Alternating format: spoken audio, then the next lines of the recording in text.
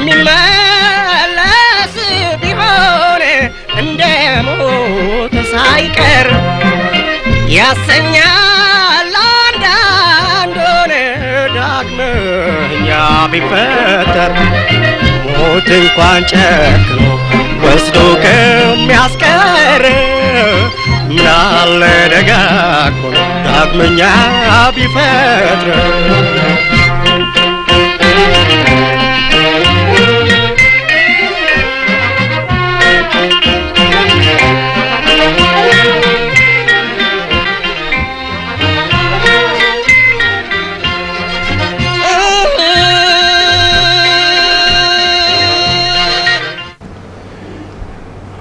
በአሜሪካን ኮንግረስ ባንድ ወቅት የተሰራ አንድ ድራማ ያስታውሰኛል።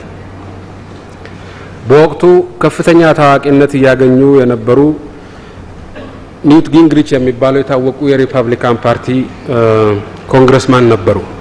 በኋላ ኮንግረስን ለቀው ሄዷል። ታዲያ አንድ ቀን ልባቸው እስኪወልቅ ድረስ በስሜት ይከራከራሉ። በቴሌቪዥን ይተላለፋል። እጃቸውን ያወራጫሉ። ስሜቱ ሌላ ነገር ነው። ይሄን ነገር ያስተናገዱ የነበሩት የምክር ቤቱ አፈ ጉባኤ ረጅም ጊዜ ልምድ የነበራቸው ሰው ናቸው። ተናጋሪውን ንግግሩን ያቆሙና ካሜራውን ወደ አዳራሹ አዙረው ይሉታል።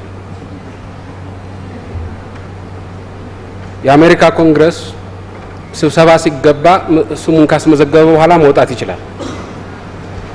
እናም እንዳጋጣሚ ሆኖ ሰውየው ሲናገሩ እሳቸው ብቻ ናቸው አዳራሽ ውስጥ ያሉት።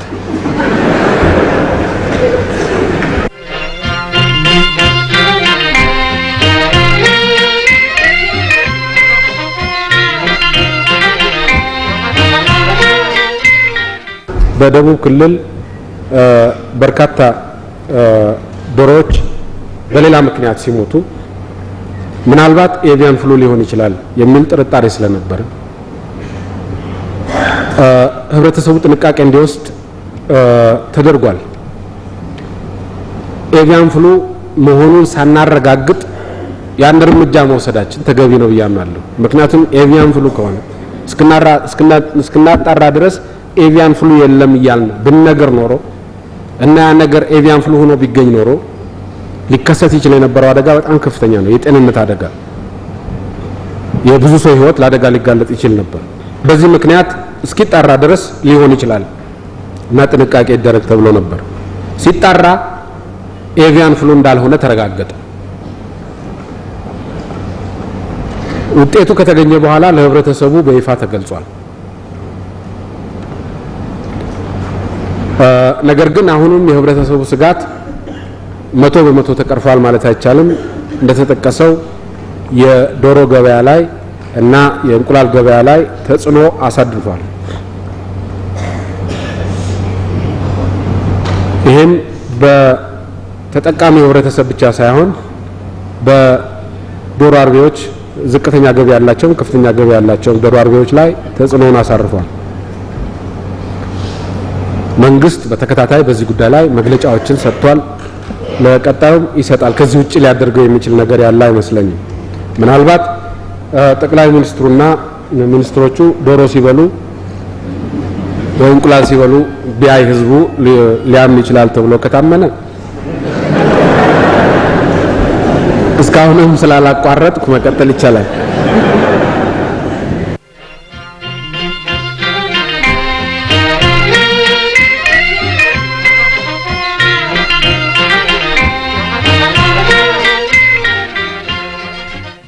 በስዊድን ጋዜጠኞች ላይ የተፈረደው ፍርድ ለምንድን ነው ይሄን ያህል ያነጋገረው የሚል ጥያቄ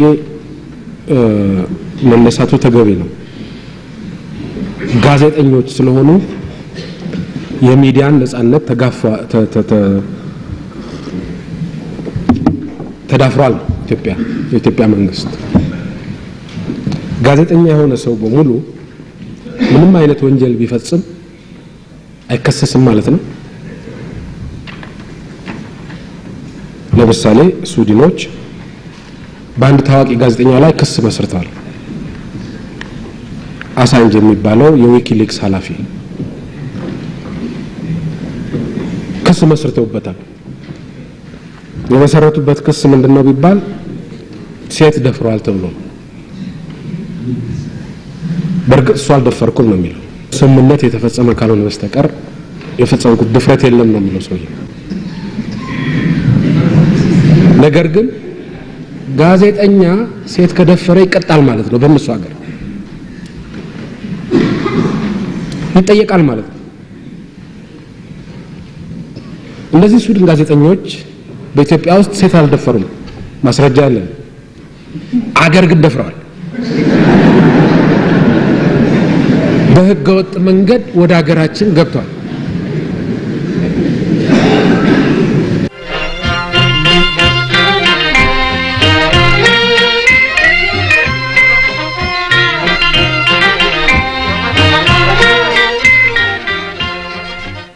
አብዛኛው አሁን በብዙ ሀገሮች በበለጸጉት ሀገሮች እየታየ ያለው የፋይናንስ ቀውስ ነው። አሁን ጎልቶ እየታየ ያለው የፋይናንስ ቀውስ ነው። ከሱ በስተጀርባ የእድገት መቀነስ ችግርም ብልጭ ያለበት ሁኔታ አለ። ሁለቱ የግድ የተሳሰሩ ነገሮች አይደሉም። የፋይናንስ ቀውሱ በተመለከተኛን አይመለከተንም። ምክንያቱም የፋይናንስ ስርዓታችን ሊበራላይዝድ አይደለም። የፋይናንስ ስርዓታችን ሊበራላይዝድ ቢሆን ኖሮ መርከቦች ሲናጉ የኛ ትንሽ ጀልባ ትገለበጥ ነበር። ትልልቅ መርከቦች ናቸው እየተናጉ ያሉት። እነዚህ ትልልቅ መርከቦች በሚናጉበት ወቅት እዚህ ላይ የተወጠፈ ትንሽ ጀልባ ተስፋ አለው። ነገር ግን የኛ ትንሽ ጀልባ በዚህ በትልቅ ውቅያኖስ ውስጥ አልገባችም። በመንደር ወንዝ አካባቢ ነው ያለችው። ከዓለም አቀፍ የፋይናንስ ስርዓት ጋር አላጣመርነውም፣ ገትረናል። ይሄን በማድረጋችን አንዳንድ ወዳጆቻችን ተሳስታችኋል ሲሉን ነበር። እኛ ስተቱን አልተቀበልነውም፣ ያንንም አልተቀበልነውም፣ አሁንም አንቀበለውም። በተለይ ደግሞ አሁን አንቀበለውም።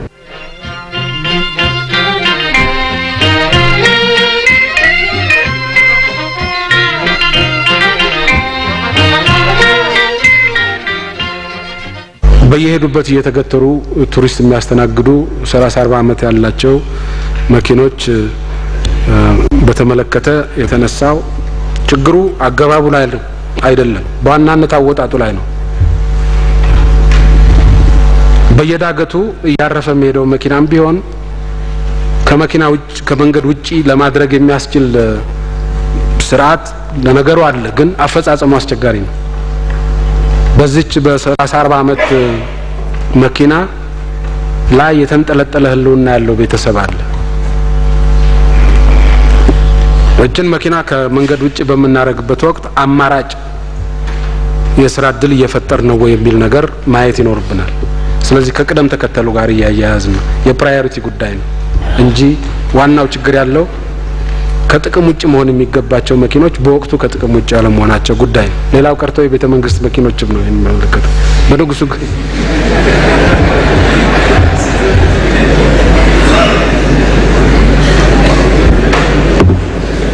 በንጉሱ ጊዜ ለአፍሪካ አንድነት ድርጅት ተብለው የተገዙ አንቲካ መርሴዲስ መኪኖች ናቸው እስካሁን ድረስ ጥቅም ላይ የነበሩት እና አንዳንድ ጊዜ ዳገት ላይ ያርፋሉ እንግዳ ይዘው። በቱሪስት መስህብነት ደረጃ በጣም የሚመረጡ መኪኖች ናቸው። በጣም ብዙ አመት ያገለገሉ ከመሆናቸው አኳያ ከአገልግሎት አንጻር ግን ችግር ያለባቸው ናቸው። አሁን እነሱን ለመተካት ሙከራ እየተደረገ ነው። ነገር ግን የመንግስት መኪና የመተካት ያህል ቀላል አይደለም የሌላው ህብረተሰብ።